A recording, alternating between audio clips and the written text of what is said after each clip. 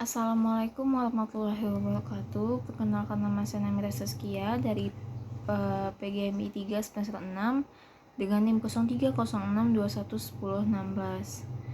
Yang saya hormati Bapak Rusdian Sori Harahap MPD selaku dosen pengampu mata kuliah Administrasi Pendidikan. Di sini saya akan mereview kembali materi yang telah dipelajari tentang pembiayaan dalam administrasi pendidikan.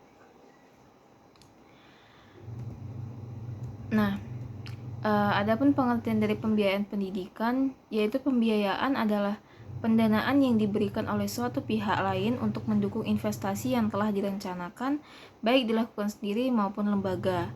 Dengan kata lain, pembiayaan ini adalah pendanaan yang dikeluarkan untuk mendukung investasi yang telah direncanakan untuk mencapai suatu tujuan yang telah ditentukan. Nah, menurut Supriyono, biaya adalah pengorbanan ekonomis yang dibuat untuk memperoleh barang atau jasa. Secara bahasa, biaya bisa disebut sebagai cost yang dapat diartikan sebagai pengeluaran, dan dalam istilah ekonomi, biaya pengeluaran dapat berupa uang atau bentuk moneter lainnya. Nah, sedangkan pembiayaan pendidikan merupakan proses yang dimana pendapatan dan sumber daya tersedia digunakan untuk menyusun dan menjalankan program kegiatan sekolah. Sedangkan menurut Nanang Fatah, biaya pendidikan merupakan jumlah uang yang dihasilkan dan dibelanjakan untuk berbagai keperluan penyelenggaraan pendidikan yang mencakup gaji guru, peningkatan profesional peralatan, pengadaan alat-alat dan buku pelajaran, alat tulis kantor ATK, kegiatan ekstrakurikuler, kegiatan pengelolaan pendidikan, dan supervisi pendidikan. Nah, adapun jenis-jenis pembiayaan pendidikan, yang pertama itu biaya langsung atau direct cost. Biaya pendidikan langsung merupakan biaya penyelenggaraan pendidikan yang dikeluarkan oleh sekolah, siswa, dan keluarga siswa atau masyarakat. Biaya langsung ini berwujud dalam bentuk pengeluaran uang secara langsung digunakan untuk membiayai penyelenggaraan proses belajar mengajar, penelitian dan pengabdian masyarakat, gaji guru dan pegawai lainnya, buku, bahan pelengkapan, dan biaya perawatan. Nah, yang kedua itu ada jenis biaya tidak langsung atau indirect cost. Biaya tidak langsung atau indirect cost ini berbentuk biaya hidup yang dikeluarkan oleh keluarga atau anak yang belajar untuk keperluan sekolah. Biaya ini dikeluarkan tidak langsung digunakan oleh lembaga pendidikan, melainkan dikeluarkan oleh keluarga, anak, atau orang yang menanggung biaya peserta didik yang mengikuti pendidikan. Lalu adapun konsep pembiayaan pendidikan. Menurut para pakar yang dikutip oleh Mulyono, ada 7 konsep penting terkait dengan pembiayaan.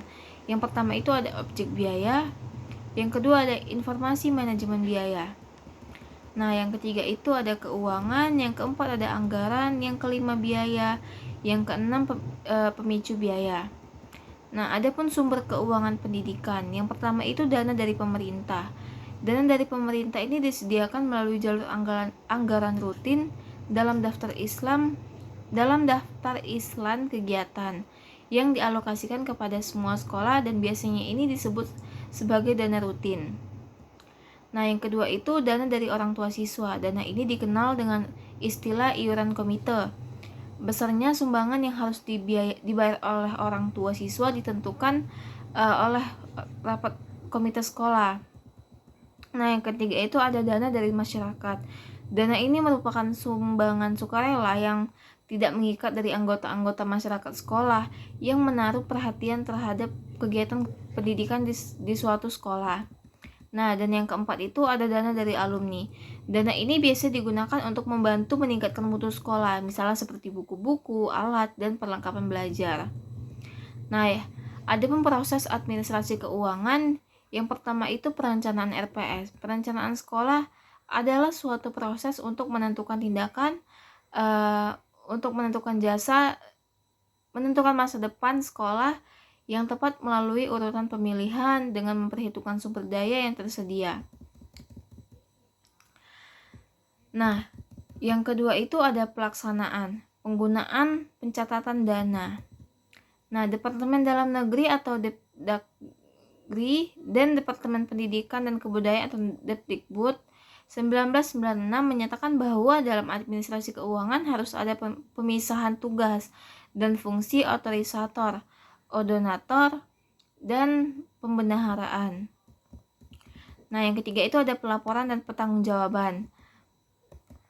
Penerimaan dan pengeluaran sekolah harus dilaporkan dan dipertanggungjawabkan secara rutin sesuai peraturan yang berlaku.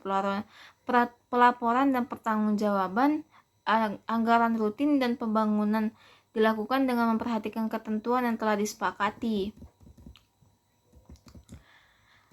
Nah, mungkin cukup sekian yang dapat saya sampaikan. Lebih dan kurangnya mohon maaf. Wabillahi taufiq wal hidayah. Wassalamualaikum warahmatullahi wabarakatuh.